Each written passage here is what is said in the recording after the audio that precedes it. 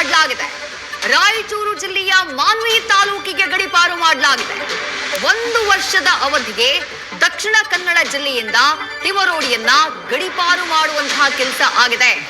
ಬುರುಡೆ ಪ್ರಕರಣದಲ್ಲಿ ಚನ್ನ ಅಲಿಯಾಸ್ ಚಿನ್ನಯ್ಯ ಆತನಿಗೆ ತಿಮರೋಡಿ ಆಶ್ರಯವನ್ನ ಕೊಟ್ಟಿದ್ದ. ತಿಮರೋಡಿಯನ್ನ ಗಡೀಪಾರು ಮಾಡಿ ಸ್ಟೆಲ್ಲಾ ವರ್ಗೀಸ್, ಪುತ್ತೂರು ಸಹಾಯಕ ಆಯುಕ್ತೆ ಸ್ಟೆಲ್ಲಾ ವರ್ಗೀಸ್ ಆದೇಶವನ್ನ ಕೊಟ್ಟಿದ್ದಾರೆ.